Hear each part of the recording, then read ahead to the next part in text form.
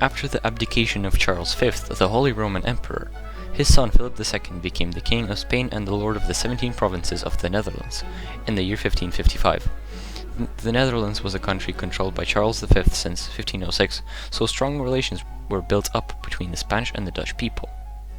Unlike his father, Philip could not stem Protestants, in particular the Protestant movements and ideologies. This led to persecution and strict control over Protestants in the Netherlands. Heresy had been outlawed, which led to over 1,000 executions between the years 1523 and 1566.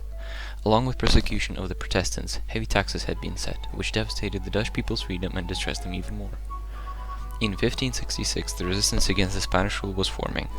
A group of Dutch Protestants organized an assault on a Catholic church in the South Netherlands, which was later known as the Beelden Storm, storming of the images. After the storming of the images, the Spanish king had unleashed the Duke of Alva and an army of 10,000 men on the Netherlands. Just 2 years later, in 1568, William the Silent, Prince of Orange, along with multiple other noblemen, had set out to gain independence for the 17 provinces, against King Philip II of Spain, in an attempt to liberate their country from the oppressive Spanish rule. However, later during the war other nobles had joined.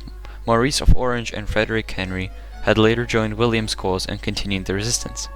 Philip II of Spain was further replaced by Philip III, and finally Philip IV. At around this time, the Golden Age of the Netherlands was beginning. Around 20 years into the war, the first stage of the Golden Age had begun. So people start thinking, we're spending a fortune on this war, so how do we earn more money?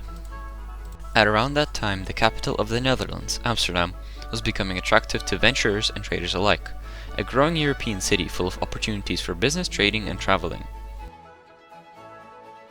This resulted in accumulation, storing up of trade capital, and it is money which can be used to trade or participate in purchases.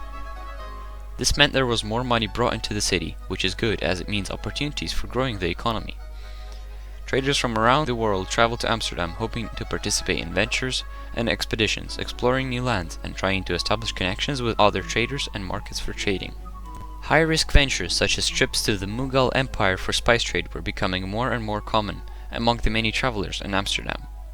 Expeditions were planned in search of new trade routes to gather more trade capital and further develop trading. At this point in time, the country's upper class of people was quite engaged in the economic development, as they had control of the money. These people were the workers and the businessmen of the country who brought money into the economy. After the money from trading was gathered, it was put back into the process to develop it further. Once reaching a certain point of growth, the money was also invested into cultural and scientific development. Part of the budget was invested into technological developments, the major ones being improvements in architecture of shipbuilding and fishing, and development of textiles, fabrics, and fisheries. The Dutch were a really advanced sea nation. At the time they had some of the best technologies for building ships, and they were catching and selling a lot of fish to the rest of the world. While being technologically advanced, their art and culture was also expanding. With economic development, more money was also put into art. Many famous artists such as Rembrandt and Johannes Vermeer produced beautiful artworks, some examples being Rembrandt's self-portraits and historic scenes, and Vermeer, who focused on creating detailed portraits and scenes from everyday life.